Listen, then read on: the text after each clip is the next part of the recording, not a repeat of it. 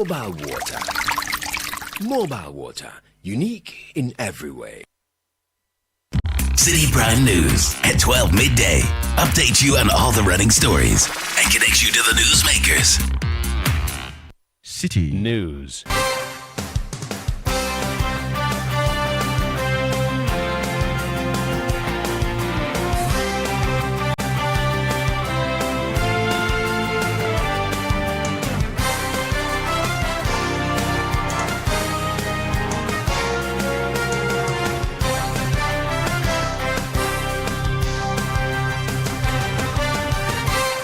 It's midday. A very good afternoon to you and welcome to the Citi Prime News on 97.3 Citi FM. The news is live from our studios at number 11 Dr. Martin Loop in Adabraka, Accra. It's also live around the world on citinewsroom.com. I am Hawa Idrisu Mustafa. Coming up, former National Signals Bureau boss Kwabena Eduboahen rearrested after completing a 7-working day remand as directed by the court. This afternoon we hear from his lawyers. He was supposed to have his freedom by their calculation. They released him midnight and then rearrested him on the basis of the newfound matters they were looking at. Also coming up, opposition New Patriotic Party hit hard at embattled Chief Executive of Ghana Gold Board, Sammy Gyamfi, accusing him of engaging in lavish lifestyle. How Mr. Sammy Gyamfi can afford all these things under 120 days is being in government, and if they are gift, who are these persons gifting him? Still ahead, government promises to settle energy sector debt, which currently stands at 80 billion cedis by end of 2025. We have some strategies for dealing with it, and I'm sure that by the end of the year, early next year, we should be able to make everybody happy, in terms of dealing with that debt. And later, railway workers lay down their tools in protest against 7 months unpaid salaries.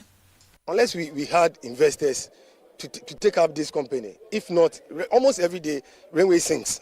Yeah, I'm telling you, if not, because this train can't even pay 7 workers, the train that we are working.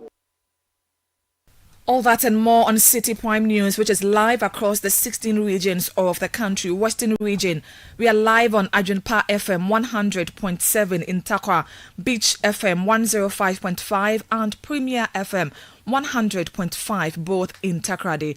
Bono region, Greener FM 95.9 in Sunyani, Ashanti region, Focus FM 94.3 in Kumasi, Orange FM 107.9 also in Kumasi. Volta region, we are live on Revival FM 99.3 in Tajau, VOV Radio 95.7 in Hohoi. Northern region, we are live on Radio Bimbila 91.9 in Bimbila. Upper East, Quality FM 88.7 in Garu. Upper West, we are live on Tonsong FM 97.3 in Wa and Jurapa FM 96.1 in Jurapa. Citi Prime News at 12 midday. Update you on all the running stories and connect you to the newsmakers. Grateful for choosing us. Now, former head of the National Signals Bureau, Kwabena Eduboahen, remains in custody despite the expiration of a 7-working day remand period ordered by the court. Kwabena Eduboahen was initially held on May 2 over allegations of witness hampering while facing charges of stealing, money laundering and causing financial loss to the state.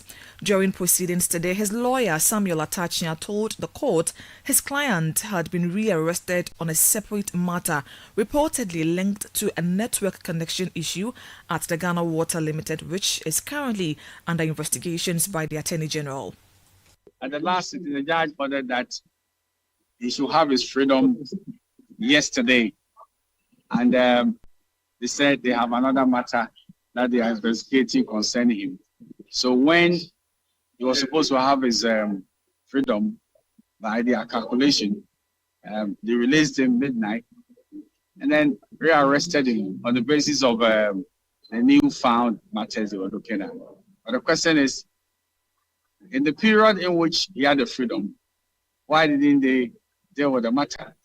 And they'll leave it till midnight and rearrest him. Is somebody very excited, incarcerating another Ghanaian with all manner of tactics?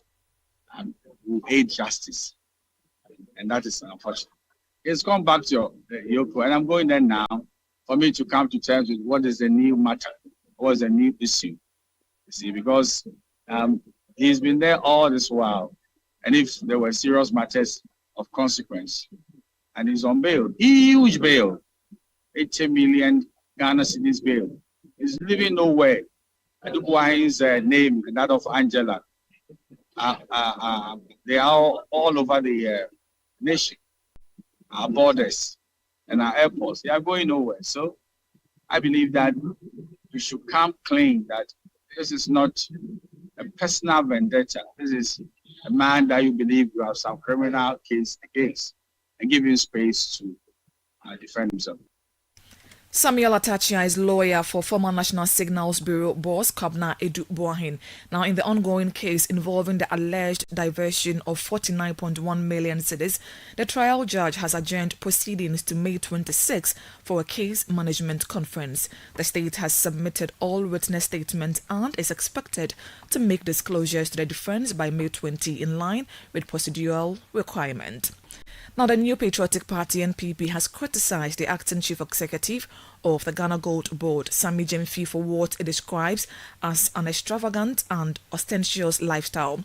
The party referenced a viral video showing Sammy Gyamfi handing over dollar bills to self-styled evangelist Patricia Oduro-Cranton, popularly known as Nana Agrada. Speaking at a press conference in Accra, the party's national organizer Henry Nanabuachi alleged that Mr. Gyamfi uses dollars as his regular currency and pointed his appearance in a 2025 Range Rover autobiography as further evidence of opulence.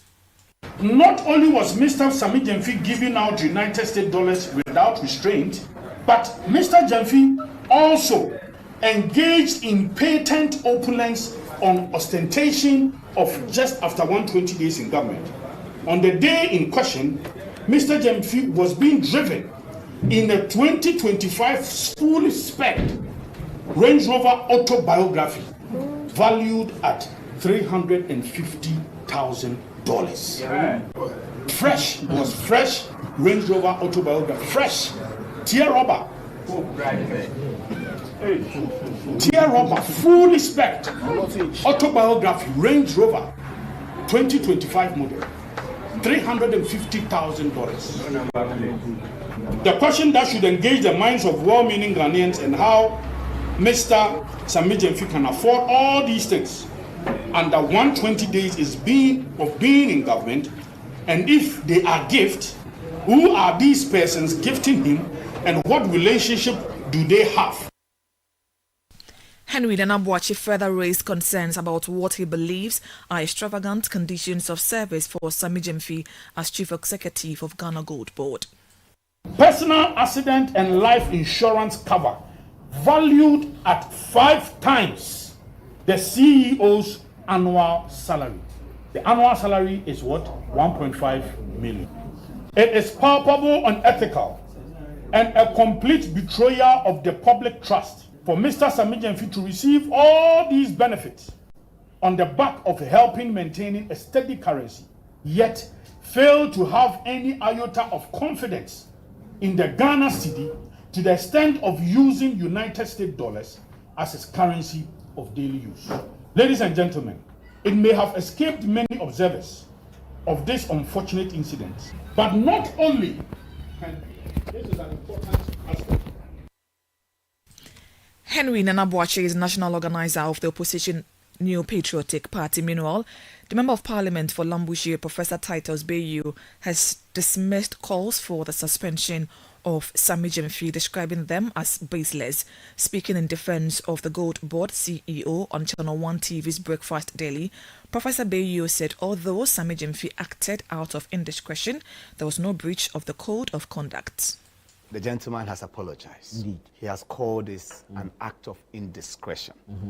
I think we have stated here that he should have exercised some bit of awareness. If you look at the code of conduct, and I have read this code of conduct over and over, I cannot find where specifically it has been breached. So if you look at it, it's an issue of a moral or awareness issue, but not a breach of a specific law or code of conduct of office. The offenses listed under which specific punishment will apply. We don't see that here. Now, I see the minority's call, honestly, to be baseless. Member of Parliament for Lambousie, Professor Titus Bayu, workers of the Ghana Railway Company Limited have begun a nationwide sit-down strike over 7 months unpaid salaries. The strike has disrupted passenger train services between Accra and Tema. In an interview with Citi News, the Accra branch secretary of the union, Franklin Kobina, says the action will persist until the government responds to their demands. Unless we had investors to take up this company, if not, almost every day railway sinks. We are talking about privatization? Yeah, I'm telling you, if not, because this train can't even pay 7 workers. The train that we are working, even fuel issue, we had problem with the fuel issue. So this company, if investors, we won't had an investors to come on board, I don't think railway will rise up. Firstly, we thank the Creator for how far He has brought us. Some of us rely on our wives, and the others I don't know. Because for me, I have 3 kids, and then looking at the financial issue right now, it's only my wife who controls the house. That was the secretary of the Accra branch of the Ghana Railway Workers Union, Franklin Kobina. Now, despite repeated appeals, Ghanaian students in Morocco say they have not received their stipend for 13 months. They also report 2 years of unpaid book and health allowances. In an interview with Citi News, president of the student group, Julius Ejay, reiterates that the delay has left many struggling. Prior to the situation, after we started to engage the media for about a month ago. We eventually had a meeting with the registrar of scholarship secretary, and then he made emphasis on the fact that funds will be available in 2 weeks' time, so we should expect it. So we had a meeting on the 15th of last month, which is April. We had the meeting with the registrar on April, and he said that funds will be available for the scholarship secretariat in 2 weeks' time. So we should expect the money in 2 weeks' time. So we have been waiting till now, and then we have not had any update on the stipends, and then we've been contacting them for update, but they've not been replying us. So we are still in the situation, we are still facing the challenge, and we are still suffering as students over here. And then we have been, pleading with the government, we have been pleading with the stakeholders to just come to our aid, but till now, we've not had any positive feedback or positive change. So he thus urged the government to act swiftly, noting that the ongoing financial hardship is severely affecting the students' well-being and academic progress. Right now, we are not able to afford transportation to school. Most of us are staying far from our schools, and then we will have to walk several miles before we get to school. And even sometimes when we get to the school, we are already late. And then the professors, they wouldn't allow us to enter classrooms. And we know that this affects our academics as well. Most of the students over here are sick. Some of them are battling with chronic diseases. And then for them to afford daily medications is a problem for them. And then I think recently, 2 weeks ago, one of the students fainted, and then we had to rush him to the hospital. And then the medications that he was supposed to buy, we the student contributed and then bought it for the students. Most of the students, I think now, some of them are residing in the Church of Pentecost over here in Morocco. It's because they have been moved from their apartment by their landlords because they are not able to pay their rent. We could see that life is so uncomfortable for us.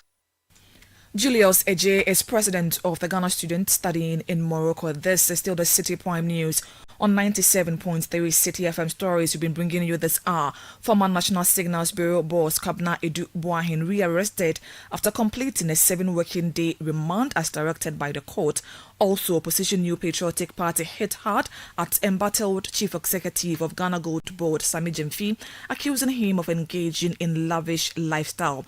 Still to come, government promises to settle energy sector debt, which currently stands at 80 billion cedis by end of 2025. Citi Prime News at 12 midday. Update you on all the running stories and connects you to the newsmakers.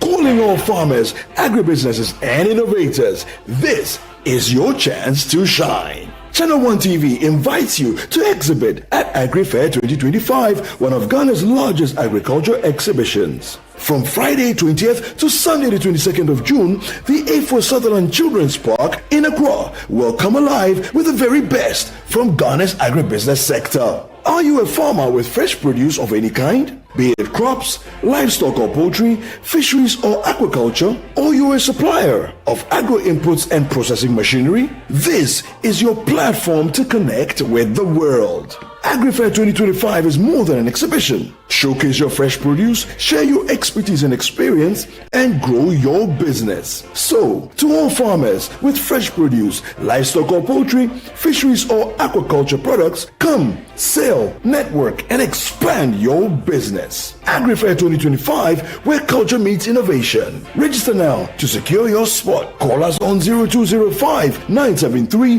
973. AgriFair 2025 is powered by Channel 1 TV with support from 97.3 Citi FM and is proudly sponsored by Exim Bank and Legacy Crop Improvement Center.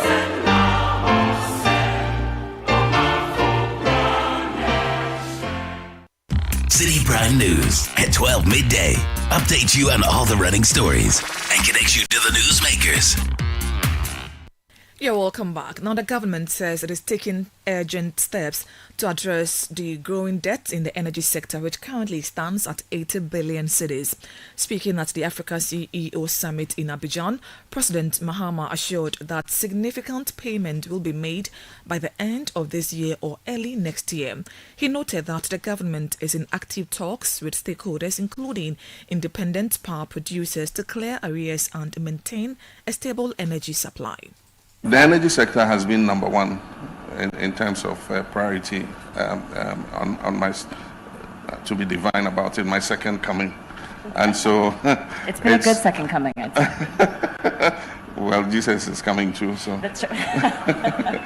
And so on my second coming, we messed up energy sector with debts of almost 2.5 billion owed to independent power producers, to gas suppliers and everybody.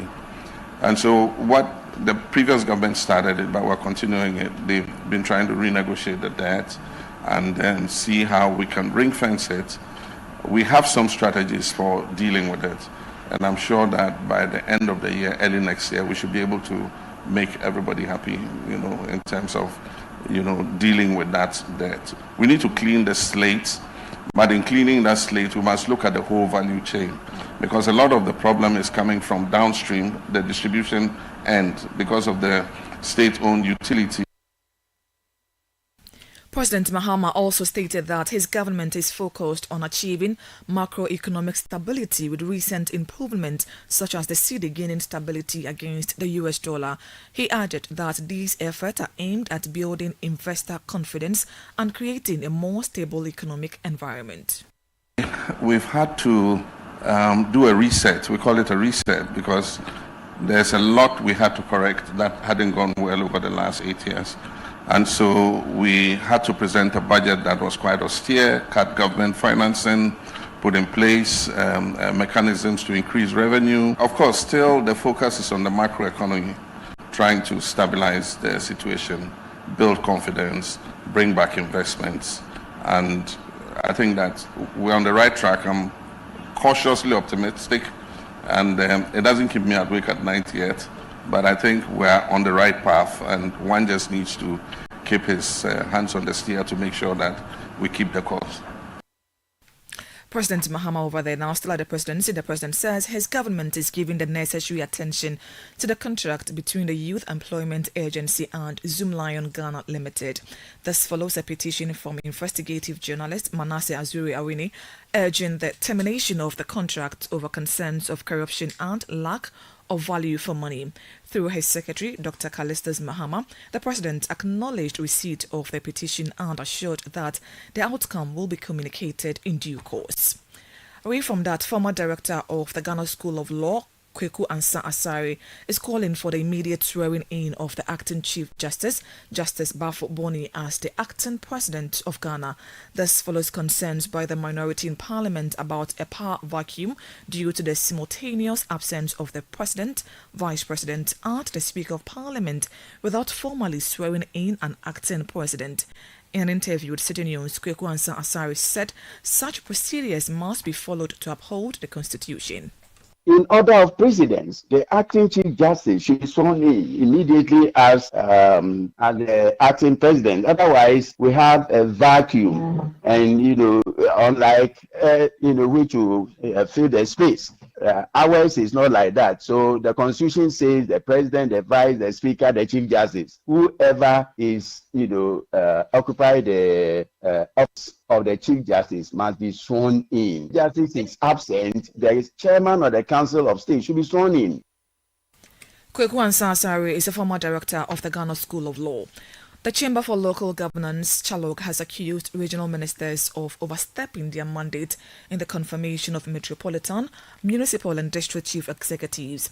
Now, Chalok says it is illegal for regional ministers to influence or coordinate the process. Speaking to Citi News, President of the Chamber, Richard Fiadomo, criticized the trend of some ministers allegedly taking over the scheduling of confirmation meetings. It is not the responsibility of the regional minister to go around seeing to the confirmation of chief executive. What is actually happening is an illegality. The assembly members, through their presiding member, is the one to fix a date for the hearing of a nominee. It should not be remote controlled by the regional minister. Under a normal circumstance, when a president nominee is mentioned, you have within 21 days to confirm. So for president nominee to be mentioned and the regional minister comes out with a timetable, next week I'm starting confirmation, I'm going here, I'm going here, I'm going here. Now the regional minister, I'm sorry to say, has usurped the powers of presiding members to call for special meetings to confirm chief executive. When a nominee is mentioned, he or she needs ample time, and that is why the framers of the law give 21 days. So if a president nominee is mentioned and then next week he says he should go and do confirmation, they also do not get the time to have a one-on-one conversation very well with the assembly members. The reason why some of the nominees are being rejected. Richard Fiadomo is president of the Chamber for Local Governance. The president of the National Association of Graduate Teachers, NAGRAT, which is Angel Kabonu, is urging a review of how online programs are conducted in Ghana's education system. He raised concerns about the declining quality of teaching and learning associated with a rise in virtual classes. Speaking to Citi News, Mr. Kabonu admonished the need for a balanced approach, suggesting that combining virtual and in-person instruction would help improve education delivery while addressing infrastructure challenges. If we want to assess students with online programs with the same way we assess students face-to-face, it will not work. The type of question, the nature of the question, the expectations of the outcome, the practicality of the inquisitions in the questions will have to change so as to be able to get whether the students have imbibed the information and knowledge that they have been given. A blend will be very, very useful where there is a commensurate number of in-person interaction with the online program that we are having. But Bernard, the problem again is the number of students are increasing and growing, and the sought-out institutions are not able to cope with the numbers. So one solution is the online program. Angel Kabonu also called for stakeholder engagement to draft policies that would utilize technology to enhance socio-cognitive development of the citizens. The reality of the modern world is technology, and we cannot allow ourselves left behind. Technology technology is good, but technology has to be measured. Technology is good, technology has to be applied reasonably. So, yes, a policy is absolutely necessary, but I plead that before, the way policies are enacted in this country, so I plead that before a policy, there should be engagement. And this program you're having this morning is very useful because it is widening people's scope on the matter and the fact that ideas will come, and it is these ideas that will have to make up the policy. President of the National Association of Graduate Teachers, Angel Kabonu. A development pediatrician, Dr. Yvonne Brew, has sounded the alarm over rising screen time addiction among children under the age of 3, calling it a silent epidemic. She warned that excessive exposure to screens is negatively affecting speech development and hindering children's ability to socialize. Speaking to Citi News, Dr. Brew explained that some children begin to identify more with online characters than with real people, which disrupt their sense of identity and human connection. Communication skills and social skills are almost gone in this case. So they don't see themselves as human. So they don't even recognize their parents. They don't have a relationship with their parents. So if the mother can bring the child and leave the room and the child will just be there, will not even notice that the mother is gone. And they are in a world of their own. They are always on their own, maybe jumping around or playing on their own. They won't play with other children, and then they don't interact. And one of the main things they do for some of them is that they recite rhymes and alphabets on like a broken record.